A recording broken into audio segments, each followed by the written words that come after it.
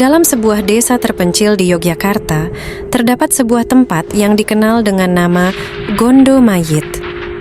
Nama itu sendiri memiliki arti yang menyeramkan, yaitu aroma jenazah atau bau dari mayat. Desa ini dikelilingi oleh hutan belantara yang lebat, membuatnya tampak terisolasi dari dunia luar.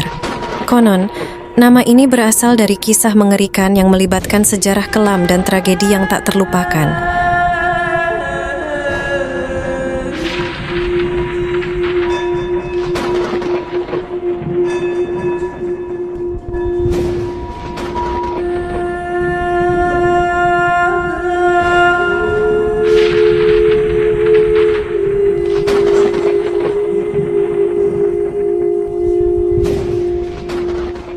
Cerita ini dimulai pada zaman kolonial, ketika desa Gondo Mayit masih merupakan pemukiman kecil yang jarang terjamah oleh orang luar. Desa ini terkenal dengan pantainya yang indah, tetapi juga misterius. Penduduk setempat menghindari membicarakan kejadian yang terjadi di malam hari, ketika sosok tak kasat mata muncul di antara pepohonan yang tinggi.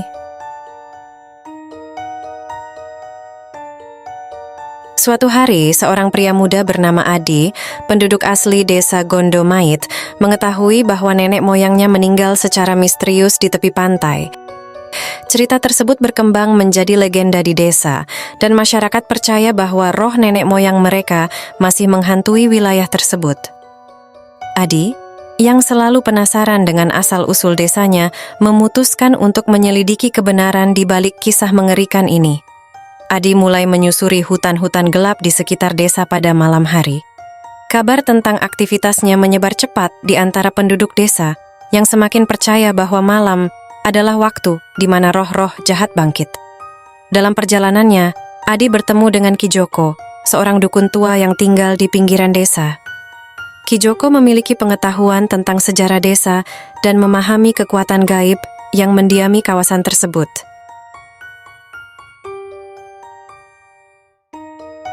Adi, apa yang kamu cari di tempat ini? Tanya Ki Joko dengan suara seraknya. Adi memberanikan diri untuk bercerita tentang misinya untuk mengungkap misteri di balik desa Gondo Mayit. Ki Joko mendengarkan dengan serius dan mengangguk-angguk. Kau tahu, Adi, cerita nenek moyangmu itu benar adanya.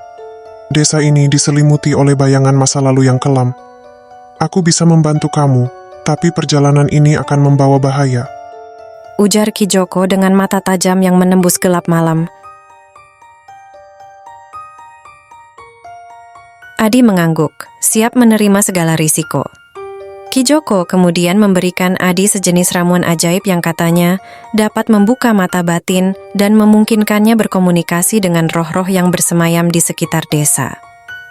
Malam itu, Adi pergi ke tepi pantai yang dipenuhi oleh bayang-bayang hitam, angin malam bertiup dingin, dan deburan ombak menjadi seram seiring desiran angin yang menakutkan. Adi duduk di tengah-tengah pantai, membakar dupa yang diberikan oleh Ki Joko. Perlahan, suasana berubah, dan Adi merasa kehadiran yang tak terlihat di sekelilingnya. Mengapa kau di sini? Suara lembut dan menyeramkan terdengar di udara. Adi terkejut namun berusaha mempertahankan ketenangannya.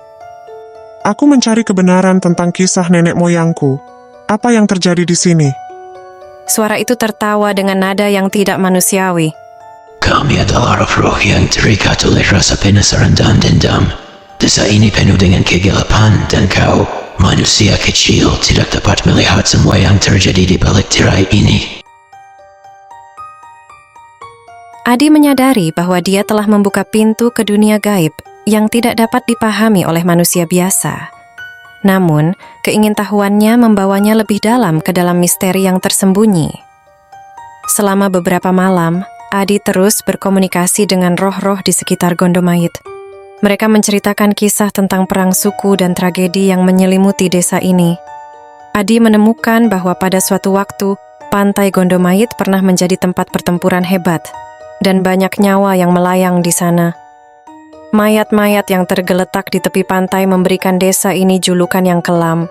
Namun, semakin dalam Adi menjelajahi misteri ini, semakin banyak kejadian aneh yang terjadi di desa, Penduduk desa mulai mengalami mimpi buruk dan melihat bayangan gelap di tengah malam. Desa yang sebelumnya damai menjadi gelap dan penuh ketakutan. Suatu malam, Adi dan Ki Joko melakukan ritual khusus di pusat desa untuk mencoba mengusir roh-roh jahat yang meresahkan penduduk. Mereka membakar kemenyan dan menyuarakan mantra kuno yang katanya dapat mengusir kekuatan gelap. Namun, ritual itu hanya membuat suasana semakin tegang. Tiba-tiba, angin berhembus kencang dan bayangan-bayangan hitam berkumpul di sekitar mereka.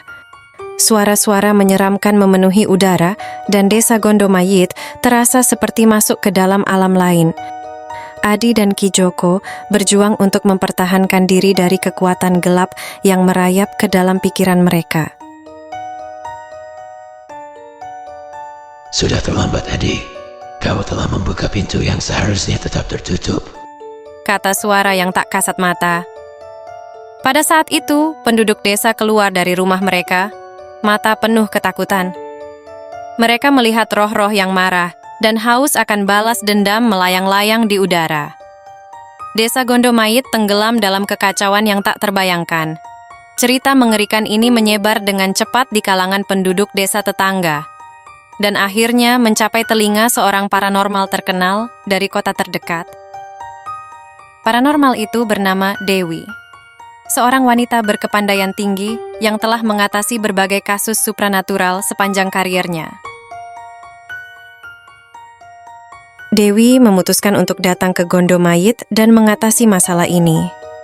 Dia tiba di desa pada malam yang gelap dan penuh misteri. Adi dan Ki Joko menyambutnya dengan harapan bahwa Dewi dapat membantu menyelamatkan desa mereka dari kehancuran. Kalian telah mengundang kekuatan yang sulit dikendalikan. Namun, bersama kita akan mencoba menemukan solusi, kata Dewi dengan suara tegasnya. Dewi memulai penyelidikan mendalamnya, menggunakan segala pengetahuannya tentang dunia gaib untuk melawan kekuatan gelap yang merayap di Gondomayit. Dia merencanakan ritual besar-besaran yang melibatkan seluruh penduduk desa. Pada malam puncak ritual, desa Gondomayit penuh dengan harapan dan ketegangan. Penduduk desa berkumpul di pusat desa, membawa obor dan bunga-bunga untuk memohon perlindungan dari kekuatan gelap. Dewi memimpin ritual dengan penuh kepercayaan, memanggil kekuatan-kekuatan alam untuk melawan roh-roh jahat yang menghantui desa ini. Angin malam berhembus, tetapi kali ini berbeda. Ada kekuatan positif yang melingkupi desa, membawa cahaya dan kehangatan. Adi, Ki Joko, dan penduduk desa melihat dengan mata mereka sendiri bagaimana bayangan-bayangan hitam itu menghilang satu persatu. Desa Gondomayit pulih dari kengerian yang melanda dan kehidupan kembali normal. Penduduk desa bersyukur kepada Dewi atas bantuan dan perlindungannya. Namun, cerita mengerikan tentang Gondomayit tetap menjadi perbincangan di kalangan penduduk desa dan sekitarnya.